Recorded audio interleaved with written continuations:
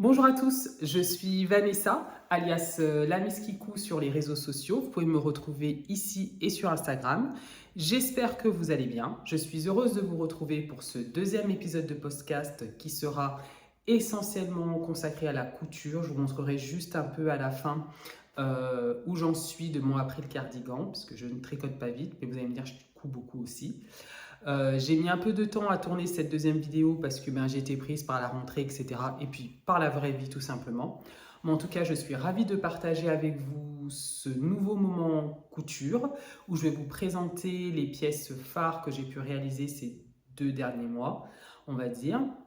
N'hésitez pas à liker, partager, commenter cette vidéo et à vous abonner si son contenu vous a plu. Et rentrons immédiatement dans le vif du sujet. On va commencer par déjà ce que je porte. Donc rien d'extraordinaire, c'est un sweat duo de fibre mood que j'ai cousu il y a super longtemps dans un tissu de je sais pas d'où il vient.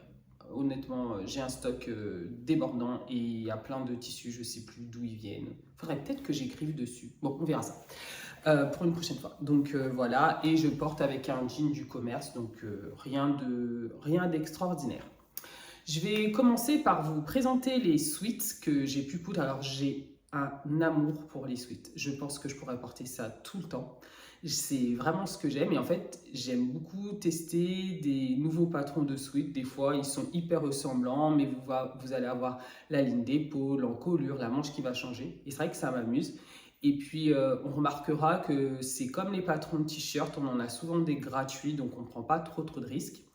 Mais là, finalement, je suis partie sur un sweat manche raglan. Je voulais absolument manche raglan parce que je trouve que ça fait une jolie ligne d'épaule. C'est un sweat que j'ai déjà cousu plusieurs fois il y a longtemps et là je l'ai repris, j'en suis plutôt contente donc je vais vous le montrer. Donc voilà mon sweat. Je vous ferai bien sûr des photos portées avec donc il n'y a que l'encolure où je mets du bord de côte. En fait, j'avais essayé de faire bas de manche et bracelet de manche et l'ourlet dans des bords de côte contrastants et en fait, je me suis rendu compte que visuellement, j'aimais pas. Donc j'ai arrêté de faire ça et je ne le fais que sur les encolures. Et j'aime trop les bords de côte à paillettes. En fait, j'aime trop les paillettes tout court, donc dès que je peux, j'en mets. Donc voilà, ce tissu, par contre, là, je me souviens où je l'ai acheté. Je l'ai acheté sur Tissu de rêve. On est sur un molleton bouclette, je crois que ça s'appelle. Voilà. Donc j'en ai cousu une première version. Tac. Rien d'extraordinaire. J'ai fait la bande de propreté. Je vais vous expliquer après comment est-ce que c'est plus une finition qui me prend du temps parce que j'ai préparé un stock, je vais vous expliquer après. Donc je l'ai cousu dans ce tissu-là et dans ce tissu-là. Voilà, donc vous voyez, c'est rien d'extraordinaire. C'est deux sweat, je ne sais pas comment on dit. Bon, vous avez compris l'idée. Voilà, donc là par contre, j'ai pas trouvé encore de bord de côte blanc à paillettes. Si vous savez où je peux en trouver, dites-le moi. Je n'ai pas encore trouvé. Donc bracelet de manche dans le même tissu et pareil pour l'ourlet. Je vais vous montrer le modèle donc, qui provient de ce burda là. Ah oui, mais c'est vrai qu'on va à l'envers. Alors c'est le burda de novembre 2021 et c'est le modèle, je vous dis tout de suite, j'aurais dû marquer les pages avant. Ah, ça va pas être bien, je vais y arriver. Ça fait partie des numéros où ils avaient enlevé les... Bah, c'est nul. Où ils avaient enlevé les planches. Bon. On va pas passer des heures quand même à rechercher juste... Je voulais vous montrer... Ah voilà, c'est le Sweat 111. Je voulais vous montrer le dessin technique. Vous voyez, c'est pas extraordinaire. Je l'ai fait en taille 42-40, s'il me semble. je dirais plutôt taille 40. J'ai rallongé les manches de 2 cm et le corps également de 2 cm. Un point sur lequel j'attire votre attention, c'est que moi je ne prends jamais les mesures Burda pour les encolures et les emmanchures, ça tombe jamais bien. Donc je recalcule. Donc comme j'utilise du bord de côte, c'est je mesure l'encolure, je multiplie par 0,85, ça me fait la longueur de ma bande d'encolure et en largeur, comme je veux que ça ait une largeur finie d'à peu près, de peu près 2 cm. Donc je prends une largeur de 5 de mémoire. Ça me fait une fois plié en 2. Je couds à 1. Non, c'est pas une largeur de 5. Je prends 6. Voilà. Comme ça, je plie en 2 et ensuite, ma marge de couture, elle est de 1 cm. Je l'ai entièrement cousu à la surjeteuse. Et j'en suis très contente. J'ai déjà porté un et le jaune, je ne l'ai pas encore porté. Je vous montre tout de suite ce que ça donne voilà, sur moi. Voilà ce que donne le sweat porté. Donc ici, vous pouvez voir la bande d'encolure. Donc j'ai fait une surpiqûre, je vais y arriver, à la recouvreuse. Voilà, ouais, c'est plutôt simple. Ça monte haut, c'est ce que je voulais. Vous voyez ici la ligne de raglan. Alors moi, je ne surpique pas. Mais j'ai vu que sur les pulls du commerce, ils le font. Mais je sais pas. Je le sens pas, donc j'essaye pas. Est-ce que vous le faites? Voilà. Et en termes de longueur, de coupe, vous voyez, c'est plutôt sympa. Moi, j'aime bien.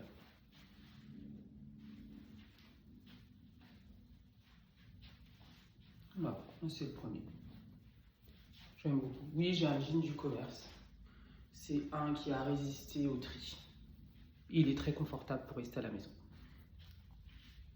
Je vous montre le deuxième. Voilà pour le deuxième.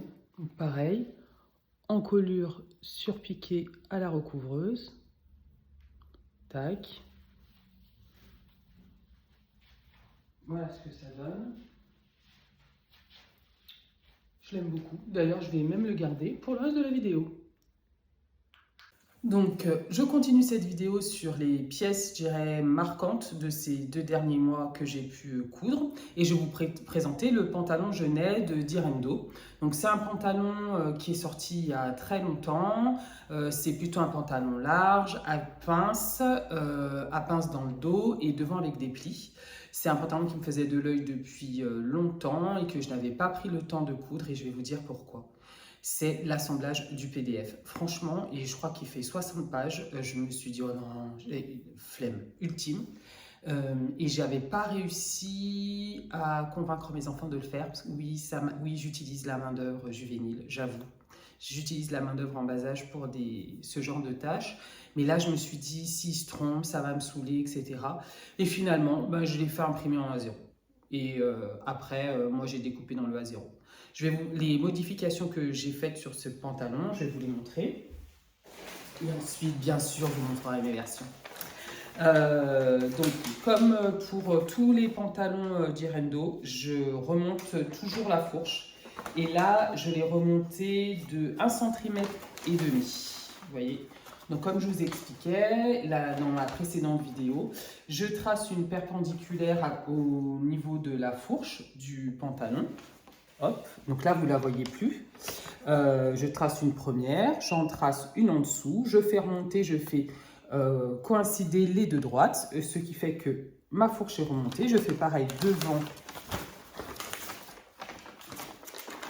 et dos. Voilà. Et ensuite, ici, vous allez voir, ça vous crée un décalage. Et ça, vous devez le redessiner. Donc, soit je le redessine directement sur le patron, je colle une feuille et je refais une jolie courbe. Mais là, j'avais la flemme. J'étais surtout super pressée de coudre mon pantalon. Et donc, du coup, je l'ai fait directement sur le tissu.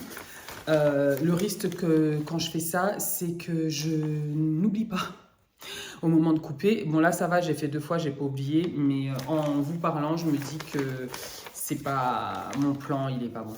Les comptes, ils y sont pas, là, nous. Et je pense que je vais donc rajouter le morceau de papier qui manque pour avoir ma jolie courbe et pour qu'au moment de couper mon pantalon, je ne m'oublie pas parce que c'est complètement une possibilité fort probable. Voilà, ma phrase n'a pas de sens, mais vous avez compris. Et je n'ai pas... ah si, je l'ai rallongé. Je l'ai rallongé quand même ici au niveau. Donc ça c'est bien, c'est que le patron vous indique bien la ligne où il faut rallonger ou non. Et là, j'ai rallongé que de 3 cm. Voilà. Donc vous voyez, j'ai écarté les deux morceaux et j'ai mis une bande de 3 cm entre les deux. Je vais vous montrer maintenant les versions. J'ai failli les peindre, mais non, il faut que je vous montre d'abord les fesses. Le premier, je l'ai déjà apporté, reporté. Donc là, il n'est pas repassé parce que je l'ai lavé. Je l'aime énormément. Je l'ai cousu en taille 38. Voilà. J'ai utilisé mon petit outil pour faire un bouton recouvert. J'espère que vous voyez quelque chose. Alors j'ai décidé de ne pas mettre la lumière blanche parce que si je mets la lumière blanche, je ne peux pas mettre mes lunettes. Et franchement, c'est vraiment désagréable. Je ne vois pas trop ce que je vous montre ou quoi. Et je n'avais pas apprécié la première fois. C'est trop pénible. Et après, la braguette, voilà, rien de plus toute simple. Alors je me dis que la prochaine fois, il faudrait que... Enfin, mon troisième, parce que j'en ai fait deux. Faudrait peut-être qu'ici je fasse une finition au biais. Je pense que ça sera plus joli. Voilà. Les passants. Là, je les ai cousus conformément au patron, mais vous verrez par la deuxième version, j'ai oublié. Voilà. Il est super confortable. Moi, j'aime bien comment il tombe. Je le porte tout le temps. Enfin, dès que je peux. Je le lave, je le porte. C'est bien. Ça fait rire mon mari parce qu'il a l'impression de me revoir quand j'avais... quand j'étais une gamine, parce que c'était déjà le genre de pantalon que j'aimais, les pantalons larges comme ça au pied. Il est très très long, ah je peux pas vous montrer. Et j'ai fait l'ourlet à la main, parce que sur ce type de tissu, moi j'aime pas voir la couture de la machine. Donc j'ai fait un ourlet invisible à la main. Voilà, j'ai pris le temps de le coudre, je trouve que c'est plus présentable et ça fait un meilleur tombé. Le tissu, je ne sais pas ce que c'est. Je sais par contre d'où il vient. Il vient de mon dealer du marché. Mais aucune idée de ce que c'est. C'est un espèce de bleu, violet, noir. Ouais, on va dire ça. Et avec des petits reflets là. Mais vous verrez pas. Vous verrez pas trop ce que ça donne. Moi, j'ai bien donc vous voyez, vous devez surpiquer les plis. Enfin, vous voyez pas grand-chose. Je vais vous montrer plutôt sur l'autre version. Et après, je vous les montrerai portés. L'autre version, c'est en fait un ensemble que j'ai fait. Donc, je pose jean et pantalon. J'avais vu, en fait, je voulais un esprit combi sans avoir la combi. Parce que, j'avais besoin de chemise, j'ai besoin de chemise, j'ai besoin de chemise, j'ai besoin de pantalon. Si je faisais une combi, alors certes, je répondais à ma demande, mais qu'une seule fois. Alors que là, je peux les porter séparés. Vous voyez un peu tout le cheminement que ça a pu faire dans ma tête. Donc, j'ai fait une deuxième version dans un tissu jean, on peut dire, mais plutôt fin. Là, encore une fois, bouton recouvert. C'est vrai que les boutons recouverts, ça évite vraiment de réfléchir à est-ce que ce bouton, il va pas et tout. Et puis finalement, en plus, sur les pantalons, ça va bien.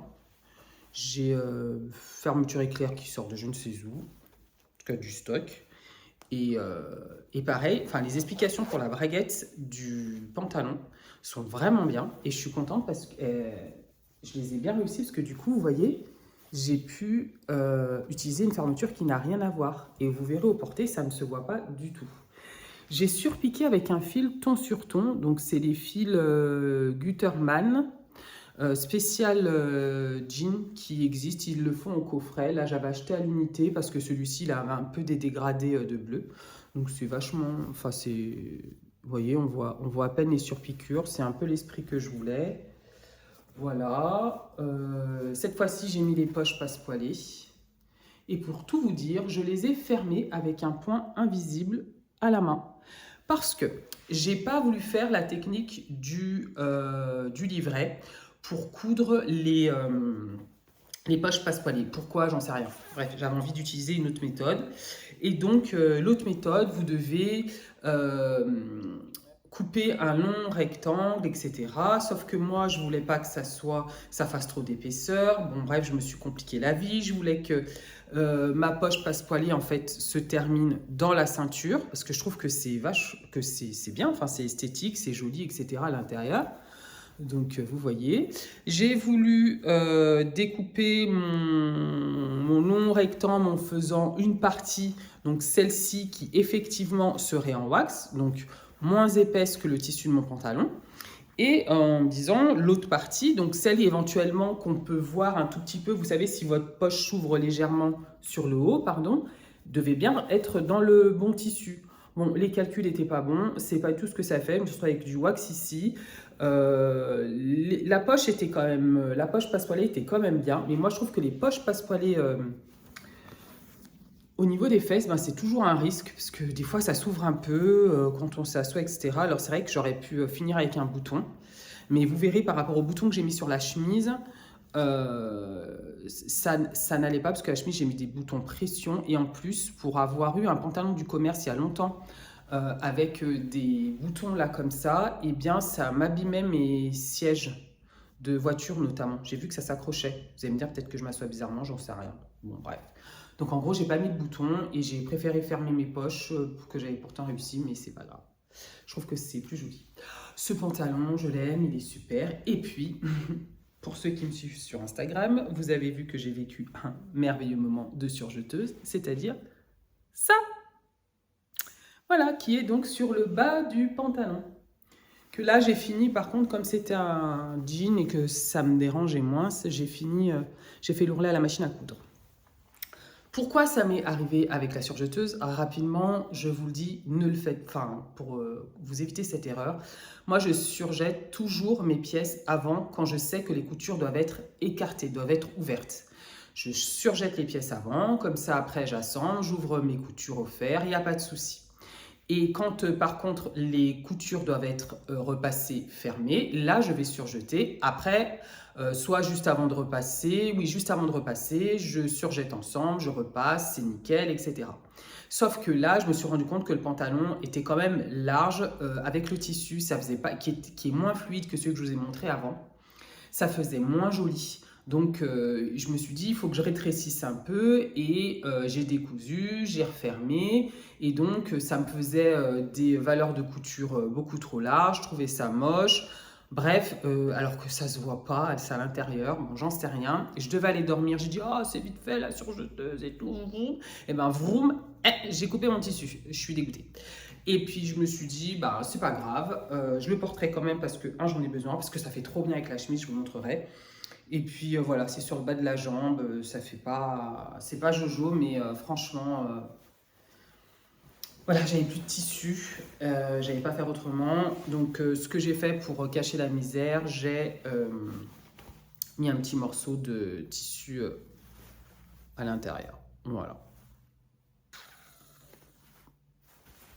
Dommage, mais bon, ça fait quand même un chouette ensemble. Et puis j'ai le rendu que je voulais avec. Je vous montre tout ça porté. Donc le premier pantalon et celui-ci. Et puis comme ça, vous me direz ce que vous en pensez. Moi, j'aime beaucoup.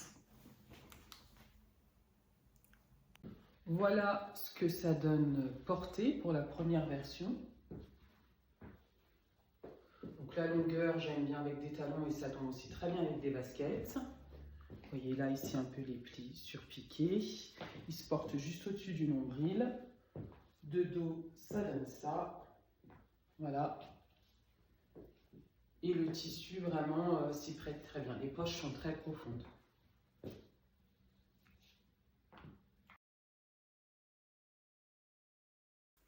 Donc, je vous montre le dessin technique du pantalon Genet. Hop. Alors, moi, je l'ai que... j'imprime pas cette partie-là du patron. Enfin, j'imprime pas me livret. Donc, voilà. Donc, vous voyez, vous avez les pinces devant, les poches passepoilées. Je sais pas... Ah, ouais, là, c'est bien. Là, vous voyez super bien. Ça vous permet de voir à quoi ça ressemble. Donc, c'est un pantalon large, deux pinces dans le dos, deux plis devant qui sont surpiqués. Les poches passepoil au dos, vous les mettez si vous voulez. Sinon, vous les mettez pas. Vous voyez, j'ai fait deux versions avec et sans. Et c'est parti. Il existe aussi une version short que j'ai pas encore testée. On verra si je la teste à l'avenir. Une autre modification dont je ne vous ai pas parlé, que j'ai faite sur le pantalon, au-delà de raccourcir la fourche et de le rallonger, c'est que j'ai également modifié... incident technique. C'est que j'ai également modifié la ceinture dos pour tenir compte de la cambrure. Donc, comment je fais? Je trace une diagonale donc, à l'endroit où on a le plié, qui part donc de la pointe du bas ici jusqu'en haut. La distance là est de 0,75 en gros, puisque j'ai besoin de resserrer d'1,5 centimètre. Ce qui veut dire que au moment de mettre ma pièce de la ceinture dos sur la pliure, elle va être légèrement inclinée. Et au moment de l'assemblage, ça ne pose pas de difficulté, sauf que comme vous avez pu le voir sur la vidéo portée, le pantalon plaque bien haut. Moi, je mets toujours une ceinture parce que je trouve que d'un point de vue esthétique, c'est plus joli. J'aime bien mettre des ceintures. Mais en tout cas, ça plaque bien au niveau du dos, même quand je m'assois, etc. J'ai moins, ça ne tombe pas, donc c'est vraiment... une modification que je fais systématiquement chez Direndo, la cambrure et remonter la fourche et rallonger, mais ça je le fais d'une manière générale dans pratiquement toutes les marques. Voilà pour le pantalon Genet. Et je vais aussi vous présenter la chemise que je porte pour faire mon ensemble jean. C'est une chemise de la marque, c'est une vieille chemise, enfin c'est un vieux modèle qui date vraiment d'il y a des années de la marque, et là vous excuserez mon anglais, voilà.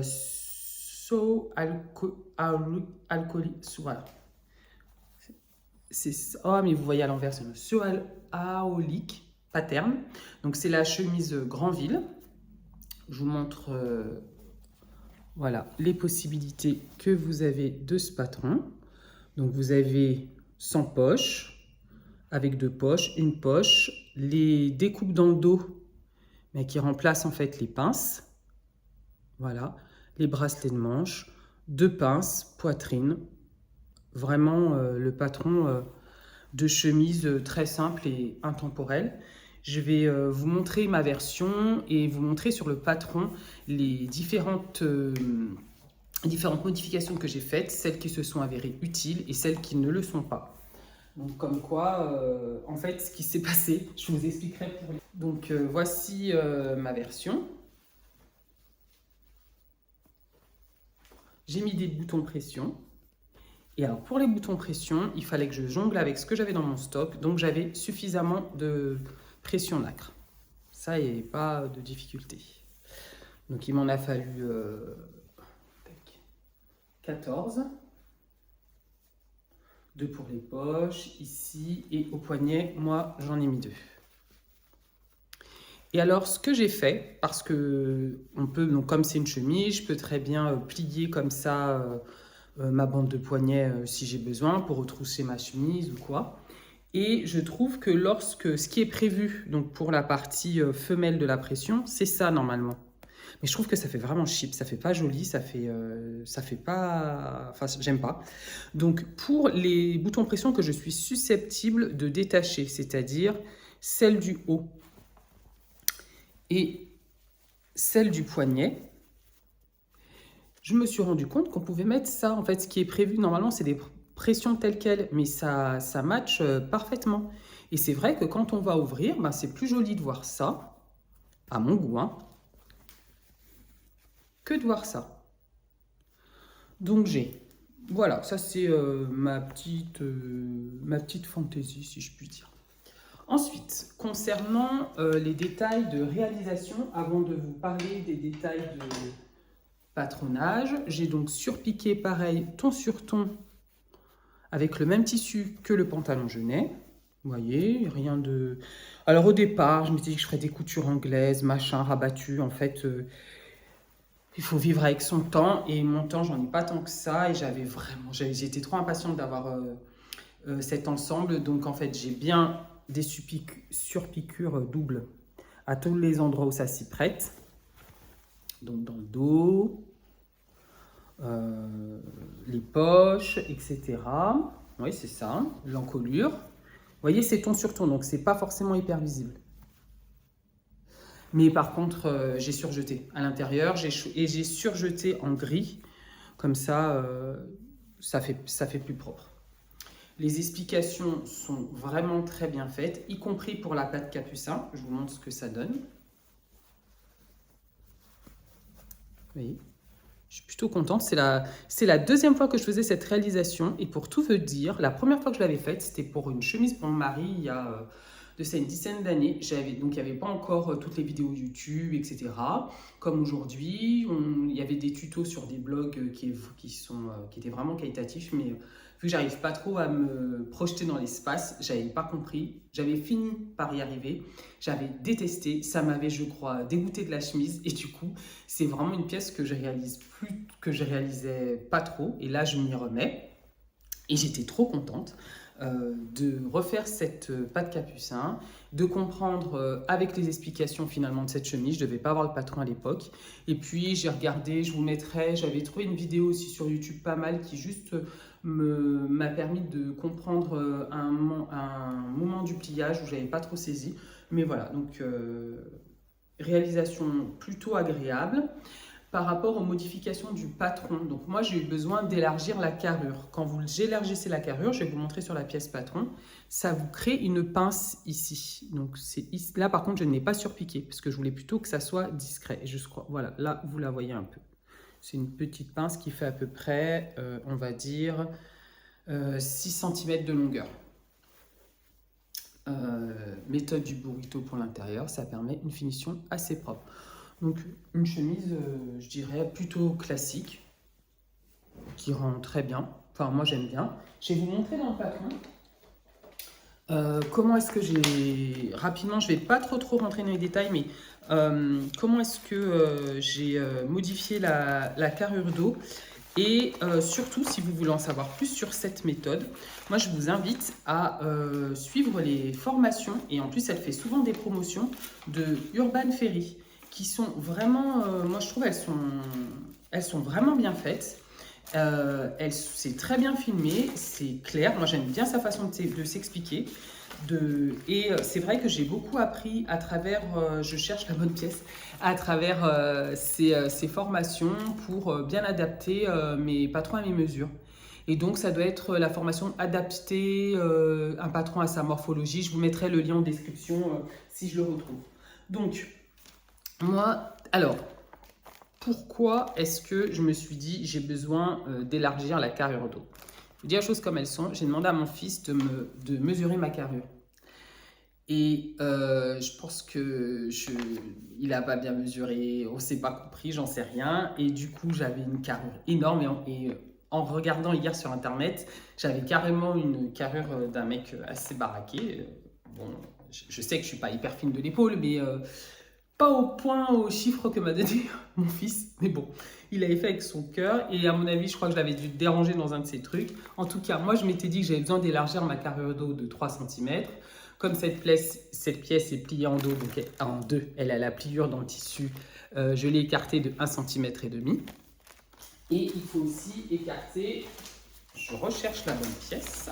Voilà, donc vous avez, et j'ai également ici écarté là de 1,5 cm. Parce que vous savez, c'est votre dos au total. Ça, c'est ce qui sert pour le burrito. Et hop. Et ça, c'est ce qui sert en dessous. Voilà. Donc, vous voyez, j'ai écarté d'1,5 cm, ce qui conduit aussi. Donc, ça vous décale vos pièces. Et donc, vous devez retracer ici. Mais au fond, j'ai créé du volume. Et comme vous le verrez sur la vidéo portée, c'est un peu trop large. Et en plus, mon tissu étant pas hyper souple, c'est dommage. Mais voilà. Donc, si vous voulez en savoir plus sur cette méthode, vraiment, je vous invite à vous procurer une de ces formations. J'avais dû l'acheter 20 € à l'époque. Je crois qu'aujourd'hui, quand elle fait les promotions, c'est un petit peu plus cher.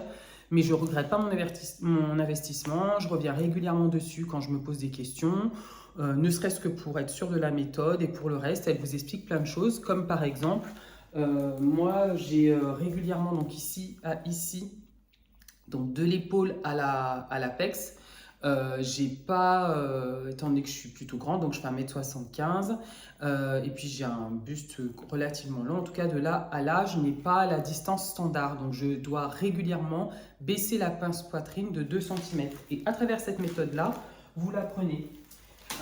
Cette formation-là, vous pouvez le voir, et ce qui veut, par exemple, je vais vous montrer, ici, donc ça c'est le devant, c'est pareil.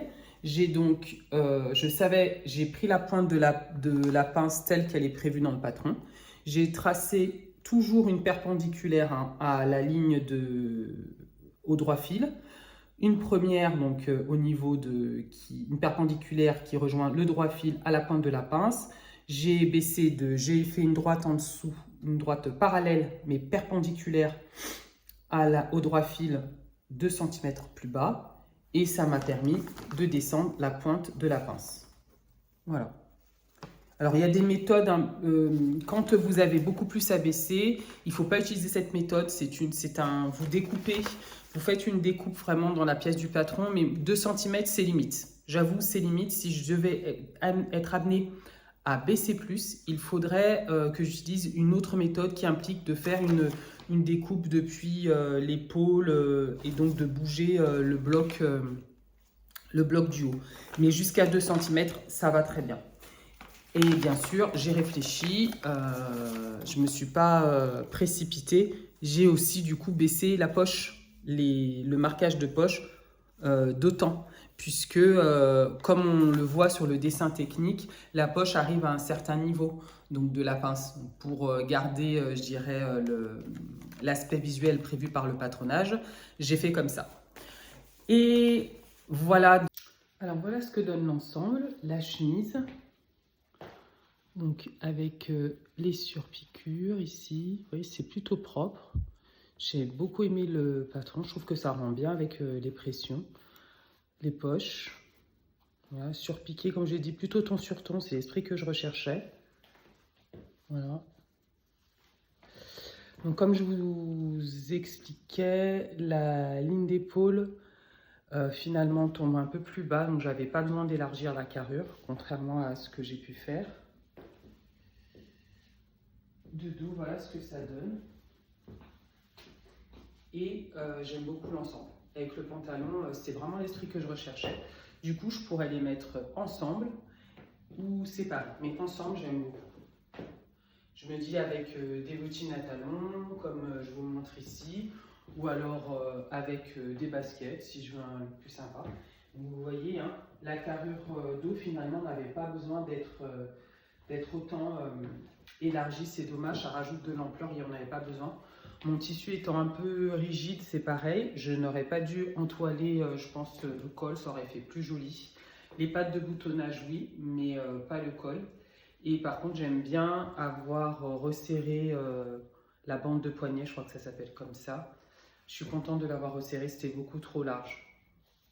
Et ce qui m'a amené à faire un pli, là, comme on le voit sur les chemises habituellement.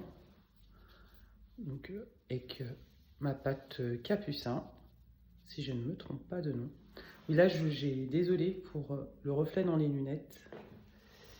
Et j'ai dû mettre la lumière parce que, en fait, sinon on voit vraiment rien. Je trouve que c'est tout. Donc voilà, alors ça c'est vraiment mon ensemble coup de cœur. Je suis trop contente et ça me donne envie d'en faire d'autres, hein, des ensembles chemise, pantalon pour changer de chemise veste. Je sais pas, on verra bien. Donc me voilà avec ma dernière pièce à vous présenter, ma pièce adulte. Je pense que c'est déjà assez long, je pense pas que je ferai la partie enfant cette fois-ci. Donc c'est la combinaison 7908 de McCall. Je vais vous montrer ensuite les photos, le dessin technique et la photo du patron pour que vous puissiez voir ce que ça donne. Donc c'est une combinaison longue, vous voyez, réalisée dans un jean avec de l'élastane qui a marbré au lavage, mais c'est pas grave. Je savais que je prenais ce risque-là et ça ne me dérangeait pas visuellement d'obtenir ce résultat. Je vais vous expliquer toutes les modifications que j'ai faites pour obtenir ce résultat et je reviendrai après sur un peu les techniques de couture. Donc je vous montre le patron. Alors, ce qui est bien, c'est que maintenant, aujourd'hui, les patrons McCall, Simplicity, etc. sont disponibles également en PDF, ce qui n'était pas le cas avant. Donc, on était souvent obligé d'attendre. Et en France, on avait une année de décalage avec les États-Unis et l'Angleterre. Donc, on était souvent obligé d'attendre. Et là, c'est bien, ça nous permet de les avoir en instantané si on n'est pas réfractaire aux explications en anglais. Si on n'est pas réfractaire, franchement, ça permet de les avoir assez rapidement, en même temps limite que leur sortie. Ils sont souvent en promotion. Ça nous revient à des patrons à l'unité, compte tenu des versions qu'il y a. En plus, il y a à chaque fois plusieurs versions.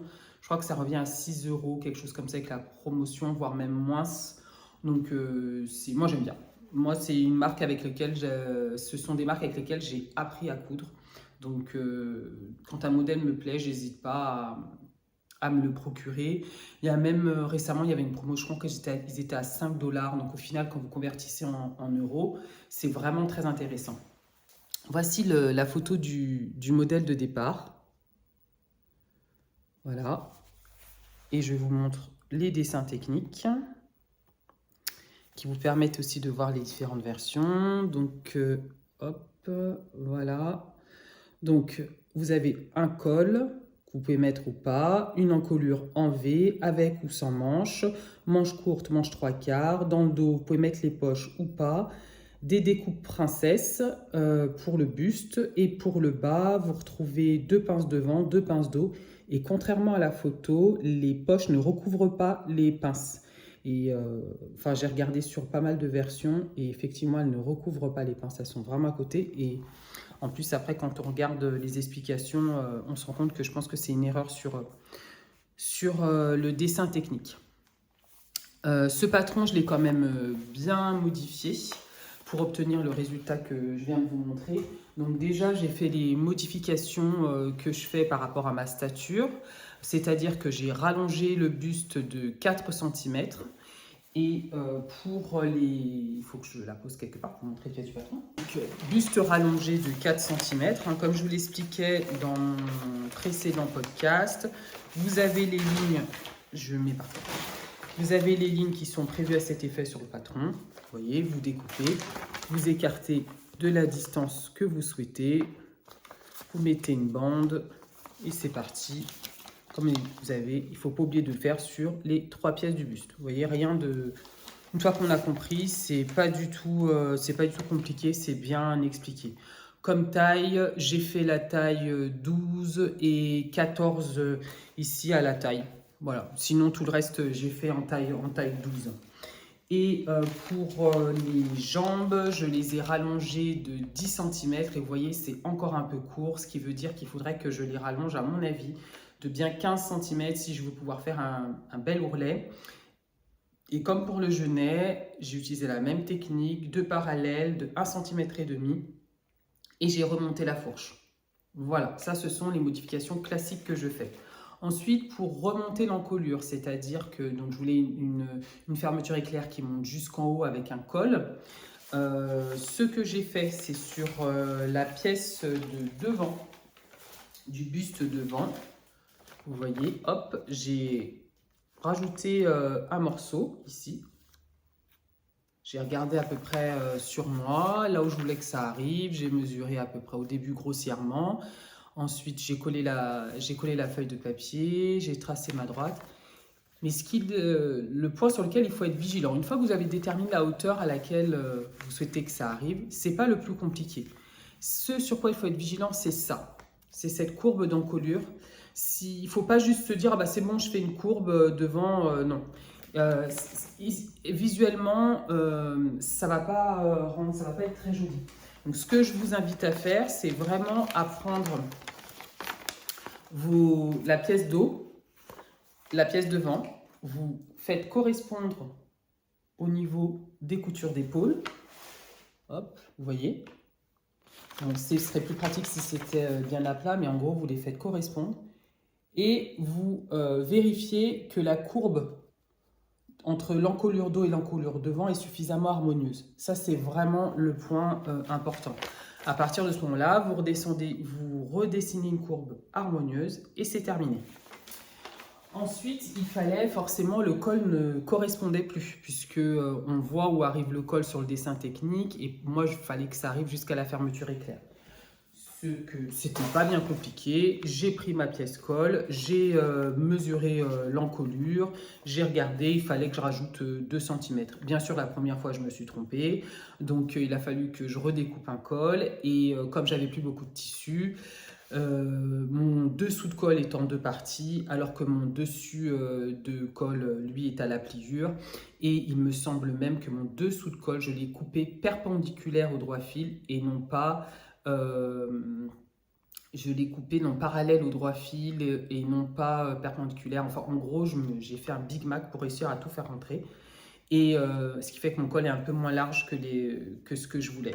Mais j'aime bien, ça me donne envie d'en refaire une version pour cet hiver, notamment avec les manches 3/4, voire même peut-être les manches longues. Je me dis en adaptant un peu pour en faire des manches chemises, ça peut être plutôt sympa à porter cet hiver. Une autre chose que j'ai rajoutée qui n'était pas prévue par le patron, je trouvais pas ça très heureux de juste terminer comme ça ici l'assemblage buste et pantalon. Du coup, ce que j'ai fait, c'est que j'ai simplement créé une coulisse de ceinture que j'ai donc qui fait 2 cm de large. J'ai rajouté 1 cm de marge de couture de part et d'autre. J'ai plié, repassé, j'ai fixé, j'ai pris mon temps de bâtir tout le long de la couture, assemblage, buste et pantalon. Ouais, mais je suis de celles qui bâtissent parce que ça bouge plus, ça prend 2 minutes franchement à tout casser de bâtir et au moins ça bouge pas quand vous piquez. Pour peu que vous soyez interrompu pendant votre couture, ça n'aura pas bougé. Et pareil, ils n'avaient pas prévu de finition à l'intérieur, vous aviez votre fermeture éclair juste comme ça. Alors peut-être parce que c'est pas prévu de l'ouvrir quand... Bah, je pense pas, parce que sinon vous avez quand même les nichons dehors. Quand ça arrive là. Mais quoi qu'il en soit, moi j'ai rajouté une bande de gros grains, vous voyez, qui brille un peu avec de la paillette. Désolé pour le bruit de papier. Tout le long, comme ça, ça me permet d'avoir une finition à l'intérieur. Là, le bas, pour pas que ça me gêne au niveau du pubis, j'ai mis un bout de tissu. Du coup, j'ai pas de sensation désagréable au porté. Et voilà. Ça me permet d'avoir une combi, comme tout l'intérieur est surjeté. Je me suis pas trop cassé la tête. Voilà, c'est surpiqué à l'extérieur, toujours avec le fil jean de Gutermann. J'ai surpiqué en gris clair. J'aime beaucoup le résultat. Je trouve que c'est une combi qui fait l'affaire. Et j'ai hâte de m'en faire une version un peu plus hivernale que je puisse porter parce que au début, je m'étais dit que je mettrais celle-ci avec une veste. Mais quand vous avez une combi, une veste et que vous devez aller pisser, c'est pénible. Donc, vous voulez que je fasse une version manche longue comme je vous l'ai décrite tout à l'heure. Pour les embouts, trouvez chez AliExpress. Voilà pour les modèles adultes. Voilà ce que donne la combi portée. Donc, je monte les finitions à l'intérieur. J'ai rajouté cette bande de gros grains. C'est beaucoup plus, je ne vais pas non plus me déshabiller, mais c'est beaucoup plus propre. Quand votre combi, enfin le col est ouvert, c'est beaucoup plus joli. Donc comme j'avais foiré mon col, je ne sais plus comment je m'étais débrouillée, j'avais mal calculé, il est un peu plus petit, je l'aurais préféré un peu plus large. Donc ça je verrai pour la prochaine version. Vu qu'il existe une version hiver, donc je vais pouvoir, enfin manche longue, donc je vais pouvoir la refaire. Ici vous avez les surpiqûres des coutures princesse, donc pareil j'aime bien.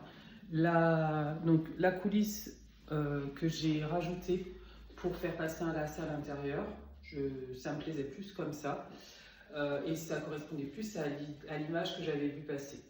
Voilà. Donc avec des baskets, ça fait, j'aime bien. J'ai pas essayé de la porter avec des chaussures de ville, voilà, j'aime bien comme ça. Je trouve qu'elle rend bien, je vous montre de dos. C'est vraiment, c'est un modèle qui n'est pas compliqué. Il faut vraiment passer l'étape de l'anglais, enfin vraiment pas compliqué. Et les pièces tombent très très bien. J'étais un petit peu, c'est juste ça là, ça m'a un peu étonnée. C'est que les poches ne recouvrent pas la pince ici. Moi je pensais que ça allait recouvrir et je me suis beaucoup prise la tête en pensant que je m'étais trompée. Et en regardant les photos des autres personnes qui l'avaient faites, non, j'ai vu que c'était comme ça. Voilà. Bon, et même le marbrage du tissu, j'aime bien.